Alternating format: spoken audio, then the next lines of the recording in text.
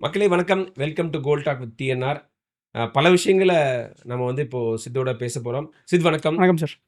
இப்போ ஒரு rapid fire session மாரி வைக்க போறோம். பண்ணிடலாம் சார். முதல்ல வந்து தமிழ்நாட்ட வந்து கடந்த ஒரு 10 நாளா உலுக்கிக்கிட்டு இருக்கிற ஒரு விஷயம். மினிஸ்டர் கில்லி சரத் அவர வந்து ஒரு சேப்பாக் ஸ்டேடியத்தில மேட்ச் பாருங்கன்னா வேற ஏதோ பண்ணிட்டு இருந்தாரு. ஸோ அந்த இஷ்யூவ வந்து டிவிக்கு எப்படி ஹேண்டில் பண்ணாங்க? எப்படி ஹேண்டில் பண்ணியிருக்கணும்? விஜயே ஆக்ஷன் எடுத்திருக்கணுமா? ஒரு என்கொயரி போட்டுருக்கணுமா? ஒரு போதைப்பொருள் உட்கொண்டாரா? அப்படிங்கிற உண்மைய கண்டுபிடிச்சிருக்கணுமா? இல்ல அ விஜய் அவர்களே இல்ல அவங்க கட்சியிலேயே வந்து டஃப்பா ஆக்ஷன் எடுத்திருக்கிறதா தான் நமக்கு டிவிகேலேருந்து வர இன்ஃபர்மேஷனு. கேள்வி கேட்டிருக்காங்க. எக்ஸ்ப்ளனேஷன் கேட்டிருக்காங்க. நமக்கு என்ன இண்டிகேஷன் வருதுன்னா, பைபோல்ஸுக்கு அப்புறம் டிவிகே மினிஸ்ட்ரி கேபினெட்ல வந்து பெரிய ரீஷஃபில் இருக்க போகுது. அதில அவரு இடம் பெற மாட்டாருங்கிற மாதிரி இவர தவிர இன்னும் சில பேர்களும் அடிபடுது. இத வந்து நான் எக்ஸ் தளத்தில வர ரூமர்ஸ வச்சு சொல்லல. நான் டிவிகே கட்சியிலேருந்தே ஒருத்தர் வந்து நம்மகிட்ட சொல்லியிருக்காங்க.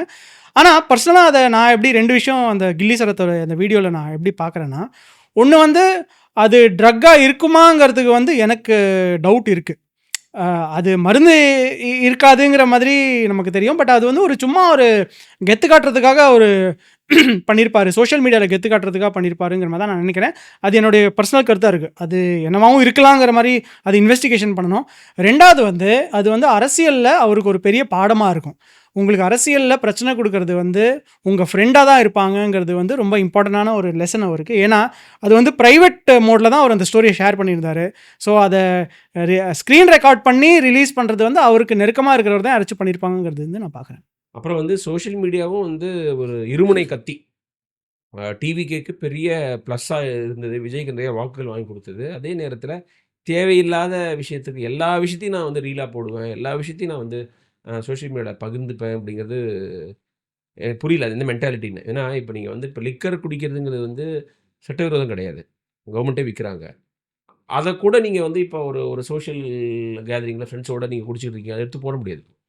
ஏன்னா, இப்ப நாளைக்கு ஒரு ஒரு மினிஸ்டர் ஆயிட்டா, ஒரு பிரச்சனை ஆயிட்டா என்ன ஆகும்? அது வந்து அது வந்து வெளியில வந்ததுன்னா, அது ஒரு பிஆரா ரொம்ப ஒரு மோசமான இதுவாயிடுதுல்ல உங்களுக்கு. ஒரு நெகட்டிவா போயிடுதுல்ல அது. டிவிகேல என்ன ஃபீல் பண்றாங்கன்னா, அவரு மினிஸ்டரா ஆனதுக்கப்புறம் அவருடைய சோஷியல் மீடியாவே டிலீட் பண்ணியிருக்கணும். ஃப்ரெஷ்ஷா ஏதாச்சும் ஒண்ணு ஆரம்பிச்சிருக்கணுங்கிற மாரி.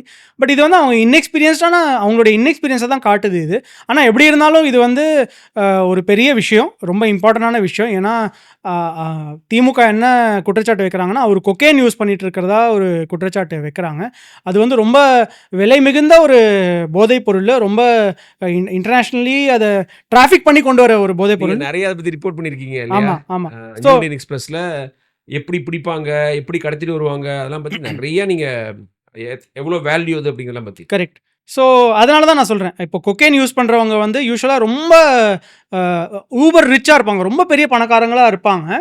பிளஸ் அத யூஸ் பண்ணவங்களுக்கு வந்து அவங்கள பார்த்தாலே நமக்கு தெரியும். அவங்க ப்ராபப்ளி ட்ரக் அப்யூஸ் பண்றாங்க. பிளஸ் அவங்களுடைய ஃபிங்கர் நெயில்ஸ்ல இல்ல நோஸ்லலாம் இருக்கும். சரி 2 வருஷத்துக்கு முன்னாடி அ போதைப் பொருள் யூஸ் பண்ணவங்க, இப்ப மெடிக்கல் டெஸ்ட் பண்ணா கண்டுபிடிக்க முடியுமா? சார் என்னன்னா, நீங்க கொக்கைன் அவ்வளோ ரெகுலரா யூஸ் பண்றீங்கன்னா, நீங்க அதுக்கு ஒரு பயங்கரமா அடிக்ட் ஆயிருவீங்க. அது இல்லாம உங்களால இருக்க முடியாது.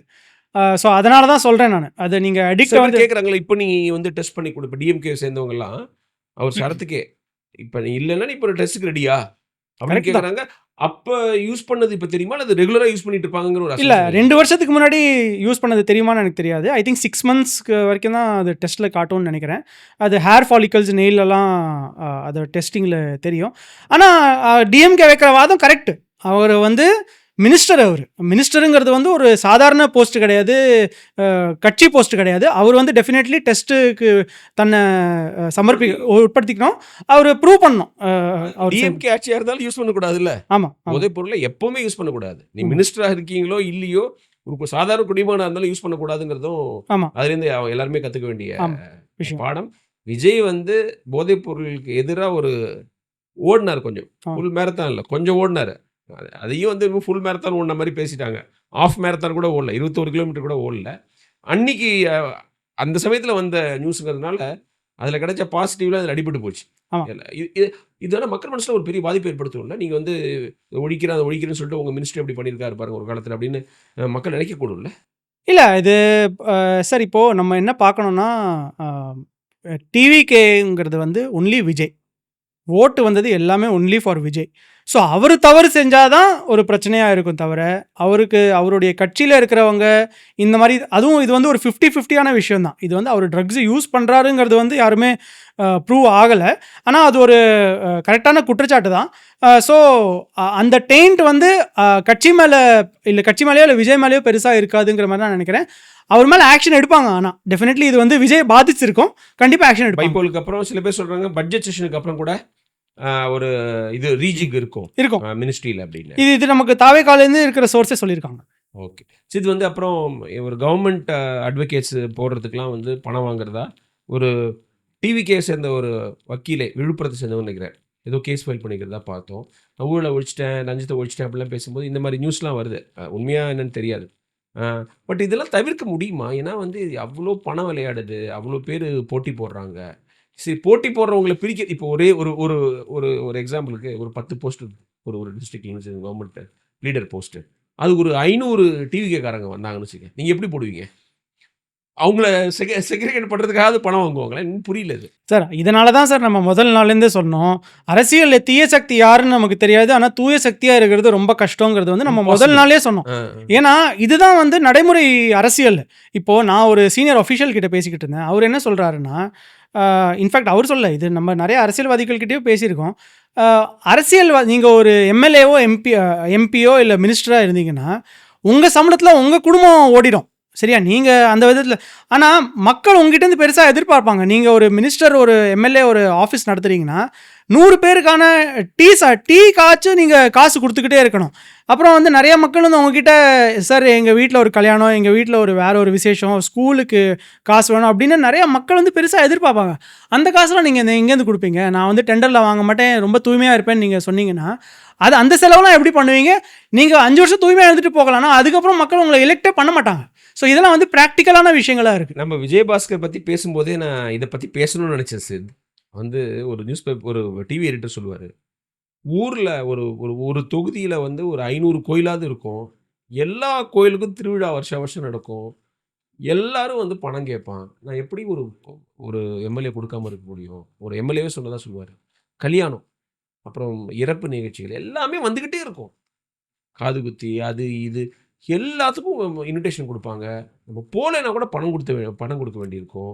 இல்லைனா மக்கள் வந்து நம்மளை வந்து ஒரு அந்நியமாக பார்ப்பாங்க, அடுத்த முறை ஓட்டுக்கு எதிர்பார்க்குறாங்க, மக்கள் எதிர்பார்க்குறாங்க. இல்லை, நான் என்ன கேட்குறேன், இது இந்த நடைமுறையே தேவையில்லைன்னு நினைக்கிறேன். அவன் செய்ய வேண்டியது இப்போ ரோடு, பில்டிங்கு, மக்களுக்கு கிடைக்க வேண்டிய இப்போ சர்டிஃபிகேட்ஸ் அது இதெல்லாம் கரெக்டாக கிடைக்கணும், லஞ்சம் இல்லாமல் கிடைக்கணும், இதை மட்டும் என்ஷூர் பண்ணலாமே தவிர நீங்கள் எல்லா திருமணத்துக்கும் போக முடியாது, எல்லா ஃபங்க்ஷனுக்கும் போக முடியாது. நீங்கள் இப்படிலாம் செலவழிக்கணும்னா லஞ்சம் வாங்கி தானே பண்ண முடியும். ஆமாம் சார். இதுக்கு மேலே வந்து மினிஸ்டர்ஸ்லாம் தன்னுடைய கட்சி தலைவர்களுக்கான பர்த்டே அன்றைக்கோ இல்லை கல்யாண நாள் அன்றைக்கோ இல்லை வேறு நாளைக்கு அன்றைக்கெலாம் வந்து பெரிய பெருசாக ஆட் எடுக்கிறாங்க. அந்த ஆடே வந்து பல லட்சமாக இருக்கும். ஃப்ளெக்ஸுலாம் வைப்பாங்க, அன்னதானம் பண்ணுவாங்க. ஸோ இதுக்கெலாம் வந்து காசு எங்கேருந்து வருதுங்கிற மாதிரி நீங்களும் கேட்டிருந்தீங்க. பட் ஆனால் இது வந்து இதுதான் வந்து அரசியல், இதுதான் தமிழ்நாடுடைய அரசியல். மற்ற ஸ்டேட் பற்றி நம்மளால சொல்ல முடியாது. இதனால தான் ஊழல் ஒரு பிரச்சனை இல்லை அப்படின்னு ஆயிடுதோ. நான் இப்போ நீங்கள் என்ன நம்ம விஜயபாஸ்கரை பற்றி கிரிட்டிசைஸ் பண்ணி போஸ்ட் போட்டால் நிறைய பேர் திரும்ப ஜெயிக்கிறாரு, உங்களுக்கு என்ன பிரச்சனை? அவரோட பர்சனாலிட்டியே வந்து நீங்கள் வந்து என்கிட்ட ஒரு டிவி ஆங்கர் சொன்னாங்க, சார் நீங்கள் 20 நிமிஷம் அவர்கிட்ட பேசிட்டு இருந்தால் நீங்கள் அவர் ஃபேன் ஆகிடுவீங்க. ஆமாம், அவங்க என்னோட சோஷியல் மீடியா போஸ்ட்டை பார்த்துட்டு சொன்னாங்க, சோஷியல் மீடியாவில் அவ்வளோ காட்டமாக அவரை நீங்கள் கிரிட்டிசைஸ் பண்ணுறீங்க. சாமர் சார் அவர் பேசுனா அந்த அன்பாக பேசுவார், மரியாதையாக பேசுவார், அவ்வளோ பாசமாக இருப்பார். ஸ்ட்ரேஞ்சர்கிட்ட கூட ஒரு எந்த எடுத்தெறிஞ்செலாம் பேச மாட்டார். நான் கரூர் புதுக்கோட்டை விராலிமலை விஜயபாஸ்கர் பற்றி பேசுகிறேன். அவர் தொகுதி மக்கள்கிட்ட அப்படி தான் பேசுகிறாரு. அப்படி இருக்கும்போது 60,000 ஓட்டில் ஜெயிக்கிறாரு. அதனால் ஊழல்கள்லாம் அது ஒரு பக்கம் மக்கள் வந்து தனியாக சைடில் ஒதுக்கி வச்சிடறாங்க. சார் இது நம்ம 2 விஷயம் புரிஞ்சுக்கணும். ஒன்று வந்து நீங்கள் ஹெல்த் ரிப்போர்ட்டர்ஸ் கிட்ட பேசிங்கனாலே சொல்லுவாங்க விஜயபாஸ்கர் எப்படியான ஆள். நீங்கள் கரெக்டாக சொன்னீங்க, சாமர், அப்படி ஒரு சார்மரு. சார் இவங்க வந்து எல்லாருமே நம்ம அரசியலில் பார்க்குறோன்னா இவங்க வந்து திமுகவுக்கு எதிர்ப்பில் வளர்ந்து வந்த அரசியல்வாதிங்க.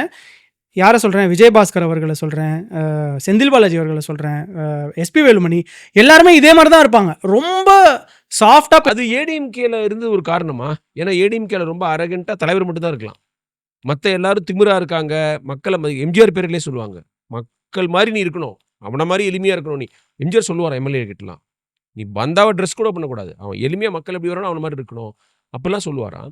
ஸோ அந்த பாரம்பரியத்தில வளர்ந்தவங்க வந்து கொஞ்சம் திமுககாரங்க மாரி ஆட்டிட்யூட் இல்லாம, மக்கள்ட்ட எளிமையா பேசுறத ஒரு ட்ரெய்ட்டாவே வச்சிருக்காங்களா?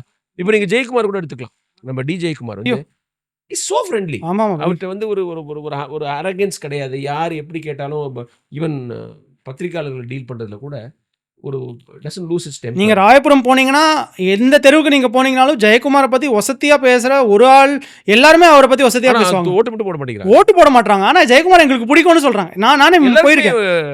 ஸோ அந்த மாதிரியான தலைவர்கள் தான் ஏடிஎம்கேல இருந்திருக்காங்க. ஆனா நம்ம வந்து அவங்களுடைய பர்சனாலிட்டிய அந்த விதத்துல அனலைஸ் பண்ணல. நம்ம வந்து ஊழல் விஷயங்கள்ல தான் நம்ம வந்து அனலைஸ் அவங்க பண்றோம். அதாவது அந்த ஜெனராசிட்டிக்கு கூட அவங்க ஊழல்ல சேர்த்து வச்ச பணம். அது ஒரு காரணம் தானே.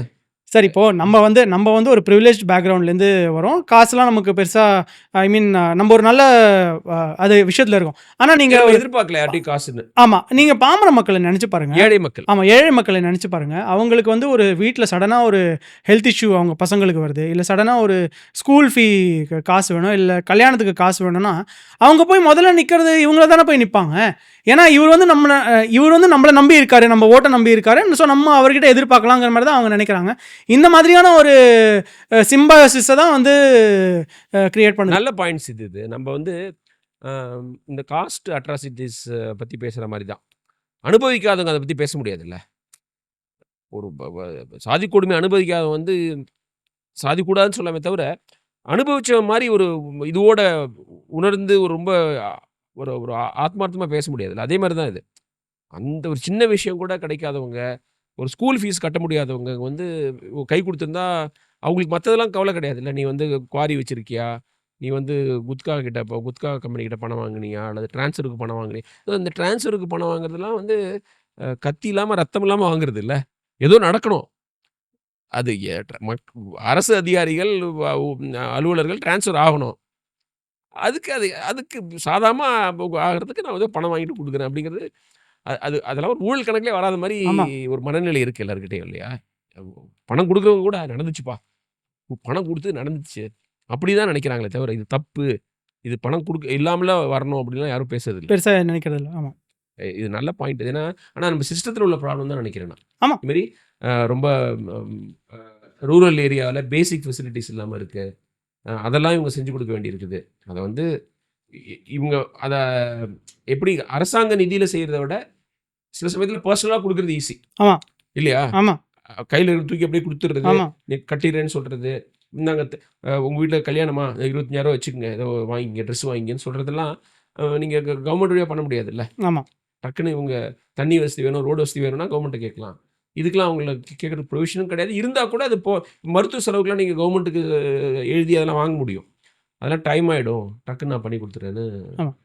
அது அவங்களோட பாப்புலாரிட்டிக்கு ஒரு காரணம். ஆமா. ஆமா. இந்த எஸ்பி வேலுமணி, இந்த விஜயபாஸ்கர்கள். இல்ல திமுகலயும். திமுக திமுக திமுக லீடர்ஸ். திமுகலயும் இன்னும் அவங்களும் வந்து யாரையுமே வந்து கண்டுக்காமலாம் விட்டுற மாட்டாங்க. ஆமா. இதுமாரி அவங்க தொகுதி இப்ப சக்கரபாணிலாம் இருக்காருல்ல, ஒட்டஞ்சத்திரம். அவரு வந்து 96லேருந்து ஜெயிச்சுட்டு இருக்காரு. அவரு இவரு விஜயபாஸ்கர்லாம் விட இன்னும் க்ளோஸா அந்த மக்களோட. அவ்வளோ வாக்கு வித்தியாசம் ஜெயிக்க வைக்கிறாங்க. எந்த அலை வந்தாலும் அவர அதில அடிச்சுட்டு போ ம். மாட்டேங்கிறாங்க. ம். எனிவே அது ஒரு இன்ட்ரஸ்டிங் இன்சைட் குடுத்தீங்க இது வந்து. நம்ம வந்து ஜெனரலா ஜெர்னலிஸ்ட்டா இருக்கிறவங்களுக்கு வந்து நம்மளோட பெர்ஸ்பெக்டிவ் ஒண்ணு இருக்கும். நம்ம இன்னொரு பக்கம் இருந்தும் பார்க்கணும். எஸ். நம்ம அஃப்கோர்ஸ் ஊழல, லஞ்சத்த நம்ம என்னைக்குமே ஜஸ்டிஃபை பண்ண போறதில்ல. கரெக்ட். ஏன் இப்படி இருக்காங்க அப்படின்னு நம்ம பார்க்குறோம். ஏன் அப்படி ஜெயிக்கிறாங்க அப்படின்னு பார்க்குறோம். அப்புறம் வந்து விஜய் வந்து இப்போ ரீசென்ட்டா ஒரு கூட்டணி கூட்டம் ஒண்ணு கூப்பிட்டுருந்தார். அது ஆச்சரியமா இருந்தது. ஏன்னா ஜென்ரலா ஒரு அசெம்பிளியில பேசும்போது கூட தனித்தனியா ஒவ்வொரு கட்சி பேர சொல்லி, தலைவர்கள் பேர சொல்லி தேங்க்ஸ் சொல்லல. ஒட்டுமொத்தமா தோழமை சக்திகளுக்கு நன்றி அப்படின்னாரு. குதிரை பேரம்னு சொல்ல வரும்போது, அல்லது வந்து எங்க ஆட்சி தான் நடக்குதுன்னு சொல்லும்போது, நீங்க சொல்லி தான் வந்தாங்களா? அவங்க சுயமா வந்தாங்க. சிபிஐன்னு சொன்னார் தவிர, பெர்சனலா உண்மையிலேயே ஒரு பெரிய சப்போர்ட் இது. இந்த அரசு நடக்குது. இவர் சீஃப் மினிஸ்டர் ஆனதுக்கு காரணமே விடுதலை சிறுத்தைகள், கம்யூனிஸ்ட் இவங்கலாம் வந்தது. தனியாலாம் தேங்க் காங்கிரஸ். காங்கிரஸ் ஆஃப்கோர்ஸ். அது காங்கிரஸ் சொல்லணுமா தனியா? இவங்க கட்சி மாரி தானே அது. ஸோ வந்து இந்த இந்த இந்த ஒரு கூட்டத்த கூட்டுனதே எனக்கு ஆச்சரியமா இருந்தது. ஸோ ஒரு கைண்ட் ஆஃப் கோஆர்டினேஷன் வரணும்னு நினைக்கிறாரா? அல்லது வந்து பாரு நான் ஒரு நியூபி தான் அரசியல்ல. என்னாலேயே இந்த செக்யுலர் பார்ட்டிஸ்லாம் வச்சு ஒரு ஒரு ஒரு இந்தியா கூட்டணி மாரி நான் அமைக்கிறேன் பாரு. எனக்கு அந்த மெச்சூரிட்டி இருக்குது. நீங்க நடிகன்னு சொன்னீங்க. ஆட்சியும் பண்ணிக்கிட்டு இருக்கேன். இந்த மாரி ஒரு கூட்டணிலாம் நீங்க உங்களுக்கு பெரிய பாரம்பரியம், அதுக்கு வந்து இதெல்லாம் திறமையெல்லாம் வேணும்னு சொன்னீங்க. நானும் கட்டமைச்சுட்டேன் பாருங்க அப்படின்னு காமிக்கிறாரு. சார், விஜய் அவர்கள் வந்து ஒரு இன்எக்ஸ்பீரியன்ஸான அரசியல்வாதி. அவரால பெருசா எதுவுமே பண்ண முடியாதுன்னு எலெக்ஷனுக்கு முன்னாடி சொன்னவங்க வாயில வந்து அவரு மண்ண அள்ளி போட்டிருக்கிறதா நான் பார்க்குறேன். ஏன்னா, அவர் வந்து ரொம்ப அந்த அரசியல் மூவ்ஸ்லாம் வந்து அ ரொம்ப எக்ஸ்பீரியன்ஸ்ட் லீடர் பண்ற மாதிரி இருக்கு. இன்ஃபேக்ட் அந்த 35,00,00,000 அ வாங்கி எம்எல்ஏ வாங்குறாங்க. அதுக்கு அரெஸ்ட் அவர் பண்ணதெல்லாம் கூட ஒரு அரசியல் விமர்சகர் வந்து ரொம்ப பாலிடிக்ஸ் ரொம்ப சீக்கிரமா கத்துக்கிட்டாருங்கிற மாதிரி ஒரு கமெண்ட்ட செஞ்சாரு. நம்ம முன்னாடியே பேசின மாரி தான் இந்த செக்யுலர் சோஷியல் ஜஸ்டிஸ் அலையன்ஸ அவர் ஃபார்ம் பண்ணி டிஎம்கே வந்து ஐசோலேட் பண்ணியிருக்காங்க. நீங்க கரெக்ட்டா சொன்ன மாதிரி நான் தான் இப்போ புது செக்யுலர் ப்ரோக்ரசிவ் சோஷியல் ஜஸ்டிஸ் அலையன்ஸை நான் ஃபார்ம் பண்ணியிருக்கேன். இது என்னோட அலையன்ஸு. ப்ளஸ் அவருடைய அலையன்ஸ் பார்ட்னர்ஸ் பெருசாக அதிகமாக கிரிட்டிசைஸ் பண்ணிக்கிட்டு இருந்தாங்க. திருமாவளவன் அவர்களோ இல்லை லெஃப்ட் பார்ட்டிஸோ இல்லை மற்றவங்க பண்ண வாய்ப்பு இருக்குது. அதை வந்து அவங்க ஓரளவுக்கு நியூட்ரலைஸ் பண்ணியிருக்கிறதா நான் பார்க்குறேன். அப்புறம் ஒவ்வொரு பாலிசி டிசிஷனையும் வந்து கிரிட்டிசைஸ் பண்ணுறதுக்கான சான்ஸ் இருக்குது. ஏன்னா நீங்கள் வந்து இப்போ நான் வந்து திருச்சிக்கு வந்து இப்போ ஒரு பெரிய சாலை போட போகிறேன், 6 வழி சாலை 8 வழி சாலைன்னு சொன்னால் டெஃபினட்டாக அதில் வந்து விளைநிலங்கள் பாதிக்கப்படும், வீடுகள் பாதிக்கப்படும். உடனே கம்யூனிஸ்ட் தேசத்தில் இப்படி பண்ணாதீங்கன்னா எதுவுமே செய்ய முடியாதுல்ல. இப்போ ஏதோ கனிம வள சுரங்கம் ஏதோ ஒன்று வச்சாங்க, அணு கனிமம் அப்படின்னு, அது கூட காங்கிரஸ் கூடாதுன்றாங்க. இப்போ லெஃப்ட் வந்து அவங்க கவர்மெண்ட்டு கேரளாவில் இருக்கும்போது எல்லாத்தையுமே செய்ய முடியல. இந்த ஆஷா ஒர்க்கர்ஸ்லாம் எடுத்துன்னு நிறுத்துனாங்க. 1000 ரூபா தான் ஹைக்கு கொடுத்தாங்க. அவ்வளோ போராட்டத்தையும் உதாசீனலாம் படுத்துனாங்க. பட் எதிர்க்கட்சியாக இருக்கும்போது எல்லாமே கேட்டுக்கிட்டே இருக்கலாம். இந்த ஒரு கோஆர்டினேஷன் கமிட்டி அல்லது இந்த கூட்டணிக்கு ஒரு பேர் வைக்கிறது இதெல்லாம் செய்கிறது மூலமாக அவங்களுக்கும் அந்த பொறுப்பு உண்டு. இந்த ஆட்சி நடத்துறது, ஆட்சி போகிறதுக்கு வந்து நீங்களும் ஒரு ஒரு விதத்தில் ரெஸ்பான்சிபிள்னு சொல்கிற மூவ் அது. இல்லை, கேள்விகளை எழுப்புங்க. ஆனால் அது கோஆர்டினேஷன் கமிட்டியில் எழுப்புங்க. அது பப்ளிக்கு போகிறதுக்கு முன்னாடியே இங்கேயே பேசி முடிச்சிருங்கிற மாதிரியான ஒரு வருமா இந்த கூட்டணிக்கு பேர் வைக்கிறது. கூட்டணியிலேயே இருப்பாங்களா லெஃப்ட்னு தெரியல. ஃபர்ஸ்ட் கூட்டணிக்கு பேர் வைக்க போகிறேன் அப்படின்னு விஜயே சொல்லியிருக்கதா சொல்கிறாங்க. பேர் வச்சுதான் விட்டுருவாரா அல்லது வந்து ஒரு ஸ்டேரிங் கமிட்டி, கோஆர்டினேஷன் கமிட்டி, ஒரு மினிமம் ப்ரோக்ராமு, எல்லா விஷயத்தையும் இங்கே பேசலாம், தினைக்கு நீங்கள் பேசிட்டு இருக்காதீங்க, நெகட்டிவாக போயிடும், இப்படிலாம் அடுத்த கட்டத்துக்கு நகருவார்னு நினைக்கிறீங்களா? இல்லை, பேசுவார். அதெல்லாம் வந்து ரெடி பண்ணுவார். ஒரு ஸ்ட்ரக்சர்டு வேல தான் அது நடக்குங்கிற மாதிரி நான் நினைக்கிறேன். ஏன்னா ஆதவ் அர்ஜுனா வந்து ரெகுலராக தோழமை கட்சிக்கிட்ட வந்து ரெகுலராக ஃபோன் பண்ணி பேசிகிட்டு இருக்காங்க. அவங்க ஏதாச்சும் ஒரு எதிர்ப்பை காட்டினாங்கன்னா அதுக்கு ஃபோன் பண்ணி அவர் பேசுகிறதா.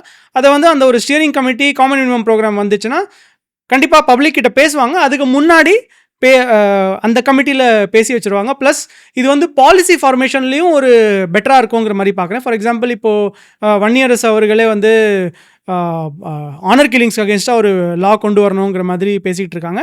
விஜய் அரசும் அதை கொண்டு வர ட்ரை பண்ணுவாங்கங்கிற மாதிரி தான் நான் நினைக்கிறேன். இப்போது நடந்த அந்த ஆனர் கில்லிங் பற்றி அவங்க ஸ்டேட்மெண்ட்டே விடலை. ஆனால் அவங்க கொண்டு வருவாங்க, அது நோக்கம் இருக்குங்கிற மாதிரி நான் நம்புகிறேன். ஸோ அதை வந்து இந்த மாதிரியான விஷயங்களை முன்னாடியே பேச முடியுங்கிற மாதிரி நான் நினைக்கிறேன். அப்புறம் ஏதோ ஒரு இதில் வந்து பொல்யூஷன் கண்ட்ரோல் போர்டு ஏதோ ஊழல் இருக்கிறதா விசிக்க சொன்னாங்க. திருப்பி அந்த கட்சியோட ஸ்போக்ஸ் பர்சன் எஸ்எஸ் பாலாஜி வந்து அதை அட்ரஸ் பண்ணிட்டாங்க. நாங்கள் சொன்ன கம்ப்ளைண்ட்டை காது கொடுத்து கேட்டு சரி பண்ணிட்டாங்கன்னு சொல்கிறாங்க. இதெல்லாம் நல்ல விஷயம் தானே. கூட்டணி கட்சினா நான் குறையே சொல்ல மாட்டேன், எதுவுமே சுட்டி காமிக்க மாட்டேன், நீங்கள் கோச்சிப்பீங்கன்னு எனக்கு பயமாக இருக்கும் அப்படிலாம் இல்லாமல் வெளிப்படையாக சொல்கிறாங்க. இல்லை, இந்த மாதிரி ஒரு செக் அண்ட் பேலன்ஸ் இருக்கிறது நல்லது தானே. அது டெமோக்ரஸிக்கு நல்லது, அரசுக்கும் நல்லது. ஆமாம். அப்புறம் வேரியஸ் வியூ பாயிண்ட்ஸ். இப்போ விடுதலை சிறுத்தைகள் வந்து பட்டியலின மக்கள் ஒடுக்கப்படும் போது அவங்க குரல் ரொம்ப இதுவாக இருக்கும், லவுடாக இருக்கும், நியாயமாக இருக்கும், யாருமே பேசாத ஒரு சப்ஜெக்ட். அது தேவையானது தான். அப்புறம் ஃபைனலாக வந்து கரூருக்கு விஜய் போக போகிறாருன்னு சொல்கிறாங்க 10ஆம் தேதி. வந்து அங்கே போய் அந்த இறந்தவர்கள் குடும்பத்தை சந்திக்க போகிறாருன்னு. அந்த குடும்பத்தை சேர்ந்த ஒருத்தவங்களுக்கு வேலை வாய்ப்பு கொடுக்கலாம் அப்படிலாம் சொல்கிறாங்க. அது வரட்டும் அதுக்கப்புறம். பட் கரூருக்கு போகிறது எவ்வளோ சிக்னிஃபிகண்ட். ஏன்னா இறந்த உடனே போகலங்கிறது வந்து நம்மளுக்கே ஒரு பெரிய அதிர்ச்சியாக இருந்தது. உங்களை பார்க்க வந்திருக்கிறாங்க, அந்த துக்கத்தில் இங்கே பங்கேற்றுக்கலையே, ஆஸ்பத்திரிக்கு போகலையே, வீட்டுக்கு போகலையே, இங்கெல்லாம் கூப்பிட்டு பார்த்தீங்க, அதெல்லாம் நியாயமா? நம்ம பண்பாட்டில் அப்படி கிடையாது. சண்டைக்காரங்கன்னா கூட இறந்த வீட்டுக்கு போகணும் அப்படின்னு நினைக்கிற ஊர் இது நம்ம ஊர். இப்படி பண்ணிட்டீங்க இன்னைக்கு கூட பேசுகிறவங்களா இருக்காங்க ஒரு ஆதங்கத்தோட. தமிழ்நாட்டை உழுக்குன சம்பவம். இறந்தவங்களுடைய பேக்ரவுண்ட்லாம் அப்படி இருந்தது, அவ்வளோ சோக கதையாக இருந்தது. இப்போ போகிறது அவங்க மன்னிச்சிட்டாங்க, விஜய் வந்து அப்பயும் மன்னிச்சிட்டாங்க. இப்போ போகிறது அவருக்கு பொலிட்டிக்கலி எந்த விதத்தில் பொலிட்டிக்கலிங்கிறத விட இது வந்து எவ்வளோ சிக்னிஃபிகண்ட் நினைக்கிறீங்க? சார், இப்போது நமக்கு மட்டும் இல்லை, பொதுவெளியில் இருக்கிற தகவலே என்னென்னா அவரை வந்து பர்சனலாக இந்த இஷ்யூ வந்து பயங்கரமாக பாதிச்சிருக்கு, இமோஷ்னலாக பாதிச்சிருக்குங்கிற மாதிரி பேசிக்கிட்டு இருந்தாங்க. ஸோ நம்ம அவருடைய ஃபிலிம் கரியரை ஃபாலோ பண்ண விதத்தில் அவர் கொஞ்சம் இமோஷ்னலான பர்சன் தான். இன்ஃபேக்ட் அவங்களுக்கு ஒரு யங்கர் சிஸ்டர் இருந்தாங்க, அவங்க சின்ன வயசுலேயே இறந்துட்டாங்க. ஸோ அந்த வலி அவருக்கு இன்னமும் இருக்குங்கிற மாதிரி தான் பேசுகிறாங்க. ஸோ அந்த ஒரு இமோஷ்னல் சைடு இருக்குது விஜய்க்கு. ஸோ அதுக்காக தான் அவர் வந்து போவார். ஆனால் டெஃபினெட்லி அரசியல்வாதிகள் என்ன செஞ்சாலும் அதில் வந்து அரசியல் பலனை வந்து எதிர்பார்த்து தான் செய்வாங்க. ஸோ இந்த விஷயத்தை வந்து அந்த 41 குடும்பங்களே சொல்லாத எழுப்பாத கேள்விகளெல்லாம் வந்து எதிர்க்கட்சிகள்லாம் நிறைய பேசிக்கிட்டு இருந்தாங்க, திமுக உட்பட. ஸோ அதனால் அவங்களெல்லாம் கொஞ்சம் குவைட் பண்ணுறதுக்காகவும் போவார். நான் இதை அவர்கிட்ட ஒரு என்ன கோரிக்கையாக வைக்கிறேன்னா, பெரம்பூர் தொகுதிக்கு அவர் வந்து இப்போ 100 கோடிக்கான ப்ராஜெக்ட்லாம் பெருசாக அனௌன்ஸ் பண்ணியிருக்காங்க. அது பட்ஜெட் செஷன்லையும் வரும்னு நினைக்கிறேன். அதே மாதிரி கரூருக்கும் அவர் வந்து ஸ்பெஷலாக ஒரு ஃபோக்கஸ் வைக்கணும், Karur and Trichy east. So இதை மாதிரி அவர் ஃபோக்கஸ் பண்ணாங்கன்னா ஆக்சுவலி அவர் வந்து அவர் இது ரொம்ப டீப்பாக பாதிச்சிருக்கு. அவர் அதுக்கான எக்ஸ்ட்ராவாக அதில் எஃபோர்ட் எடுத்திருக்கிறதா ஒரு விஷயம் தெரியும். ஒரு நலத்திட்டங்கள் அவங்களுக்கு. ஆமாம், நல்ல திட்டம். ரீஜனை டெவலப் பண்ணுற மாதிரி கரெக்ட் ஏதாவது கரெக்ட் பண்ணணும். கரெக்ட். ஏன்னா அவர் அந்த ட்ராஜடிக்கு அப்புறம் ரொம்ப மனசார ஒரு வருத்தம், ஒரு மன்னிப்பு கூட தெரிவிக்கலைங்கிறது அதுவும் ஒரு ஃபேக்ட் தான். ஆமாம். அது இம்மீடியட்டாக அதில் வந்து திமுக மேலே, திரு ஸ்டாலின் மேலே வந்து குற்றம் சாட்டுற மாதிரி போயிட்டாரு. ஏன்னா அது அது அந்த அப்ரோச்சே எனக்கு ஒரு ப்ராப்ளமேட்டிக்காக இருக்குது. இது வந்து நீங்கள் திமுக எதிர்ப்பு வந்து இன்னும் உயிர்ப்போடு இருக்குது. வந்து அது வந்து நம்மளுக்கு எலக்ட்ரலாக பயன் கொடுக்குதுங்கிறத விஜய் தெரிஞ்சுக்கிட்டார். அது மழுங்கி போயிடுச்சுன்னு நினச்சிட்டு இருந்தபோது அதெல்லாம் இல்லை, இன்னும் அதுக்கு வந்து ஒரு ஓட்டு வாங்குற சக்தி இருக்குங்கிறத அவர் காமிச்சிட்டாரு. அது பண்ணாலே போதும், இந்த கவர்மெண்ட்டே நடத்த வேணாம். திரும்ப திரும்ப இந்தமாரி ஏதாவது ரொம்ப திமுகவோட ஒரு வம்பு சண்டை போய் அவங்களும் ரியாக்ட் பண்ணி அதுவே வந்து மக்களுக்கு போதும், இதை நல்லா ரசிக்கிறாங்க, ஃபயர் விடுறாங்க. நான் அசெம்பிளியில் ஸ்டாலின் வந்து அப்பாவுக்கானு சொன்னால் எனக்கு ரொம்ப அது தேவையில்லைன்னு தோணுது. அது நம்மளுக்கு எந்த யூஸுமே கிடையாது. அது அந்த மாதிரி டாண்டிங்கு, அந்த மாதிரி கிண்டல் பண்ணுறதெல்லாம் வந்து அவசியம் இல்லைன்னு நினைக்கிறேன். ஆனால் அது அவர் அவசியமான ஒரு ஆயுதமாக நினைக்கிறாரு. இது வந்து ஜெயலலிதாவுக்கு கிடைச்ச லக்ஸுரி மாதிரி இவருக்கு ஒரு லக்ஸுரி கிடைச்சிருமோ? அரசை நல்லா நடத்த வேண்டாம், இந்த மாதிரி ஊழல் பரிச்சாலைகள்லாம் சேர்த்துக்கலாம், நான் திமுக எதுக்குறேனே. அது அது அது அதை பற்றி நீங்கள் என்ன நினைக்கிறீங்க? அது not really good for the state இல்லை? இல்லை, அவர் அதை வந்து அது அவருடைய பொலிட்டிக்கல் மெசேஜிங்கில் ஒரு சிக்னிஃபிகண்ட் பார்ட்டாக இருக்குங்கிற மாதிரி பார்க்குறேன்.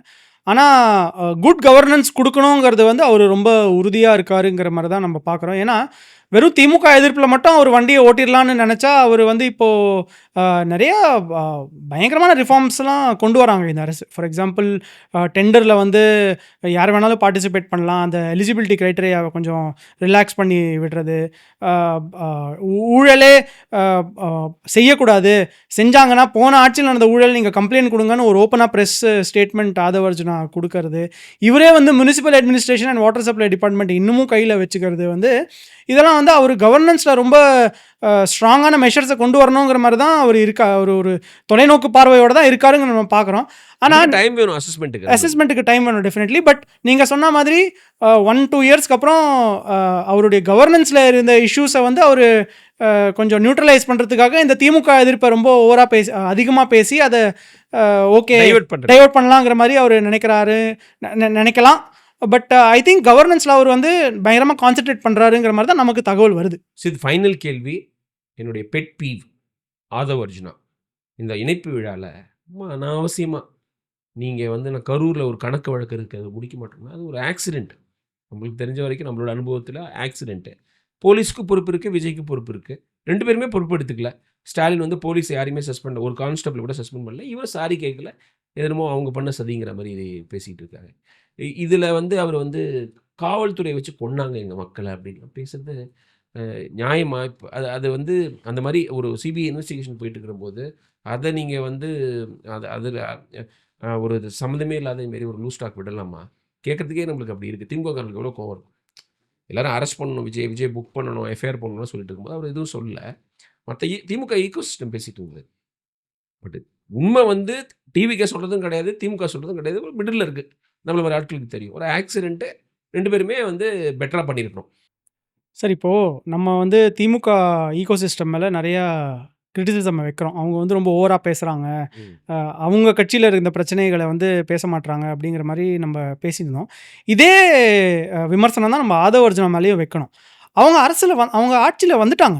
அவர் வந்து ரொம்ப சீனியரான மினிஸ்டரு. அவர் வந்து he has hit the ground running as for us governance is concern.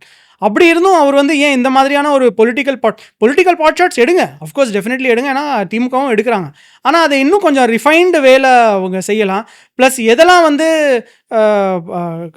கோர்ட்டில் இருக்குது கேஸஸு, அதெல்லாம் கொஞ்சம் பார்த்துட்டு அவர் கொஞ்சம் பேசணும். இதை நீங்கள் போன நம்ம கோல்டாக்ல பேசியிருந்தீங்க. நான் என்ன சொல்றேன்னா, இது அவரை மட்டும் இல்லை, விஜயே வந்து ஒரு அவருக்கே ஒரு பிரச்சனையை ஏற்படுத்திடும்ல இந்த மாதிரி. இது ப்ரூஃபே இல்லாமல் பேசுறது. நான் ஒரு எப்படி கணக்கு தீர்ப்பீங்கன்னு புரியல. அது ஃபேராக இன்வெஸ்டிகேஷன் தப்பு பண்ணி தான் இது பண்ண போறீங்க. நான் என்ன சொல்கிறேன், சிபிஐ இன்வெஸ்டிகேஷனில் ஏதோ சதித்திட்டம் இருந்தால் கூட விஜய்க்கு பொறுப்பு இருக்குன்றேன். நீங்கள் ஏன் நாமக்கலுக்கு முதல் நாளே போகல? ஏன் நீங்கள் அந்த இடத்துக்கு சரியான நேரத்துக்கு போக ட்ரை பண்ணல? அந்த மாதிரி கேள்விலாம் இருக்குல்ல. நீங்கள் உங்கள் பொறுப்பு துறப்பு அப்படியே பண்ணுவீங்களா? எனக்கு சம்மந்தமே கிடையாதுங்க. சார் ஆதவ் அர்ஜுனா அண்ட் இந்த டிவிகே கவர்மெண்ட் கரப்ஷனுக்கு அகேன்ஸ்டாக பார்ட்டி ஃபண்டு விஷயம், கான்ட்ராக்டர் கார்டல், இதெல்லாம் வந்து சூப்பரான வாதங்களை வைக்கிறாங்க. கவர்னன்ஸ் விஷயத்துலேயே இவங்க கொண்டு வராங்க. சரியா? லெட்டர்ஸ் எழுதி இல்லை ஒஃபிஷியலான ஆர்டர்ஸை பாஸ் பண்ணி. இதுவே வந்து திமுகக்கு எதிரான ஒரு ரொம்ப பெரிய மூவ். சரியா? ஸோ இதுலேயே வந்து அவங்களுடைய சாதாரண மக்களும் சரி, அவங்களுடைய சப்போர்ட்டர்ஸும் சரி ரொம்ப குஷியாகிறாங்க. ஸோ இதை தாண்டி அவர் வந்து இந்த மாதிரியான சப்ஜுடிஸான விஷயங்களெல்லாம் வந்து ஏன் பேசணுங்கிறது வந்து நமக்கு ஒரு கேள்வியாக இருக்குது. அனிதா ராதாகிருஷ்ணன் வந்து விஜயை பற்றி பர்சனல் அட்டாக் பண்ண அரெஸ்ட் பண்ணிட்டாங்க. இதுமாரி அவதூறு வழக்குலாம் அரெஸ்ட் பண்ணுறது ரொம்ப ரொம்ப ரேர். ஜெயலலிதா பேரில் கூட பெருசாக அரெஸ்ட்லாம் பண்ணது கிடையாது. ஸோ நம்ம எதை நோக்கி போயிட்டுருக்கோங்கிறத தொடர்ந்து நம்ம பார்த்துக்கிட்டே இருப்போம். அடுத்தடுத்த வீடியோவில் இந்த கவர்மெண்ட்டோட ப்ளஸ்ஸு மைனஸு எதிர்க்கட்சிகள் என்ன பண்ணுறாங்க எல்லாத்தையுமே பேசுவோம். Thank you very much Seth. Thank you sir. மக்களே, உங்களுக்கு ரொம்ப ரொம்ப நன்றி.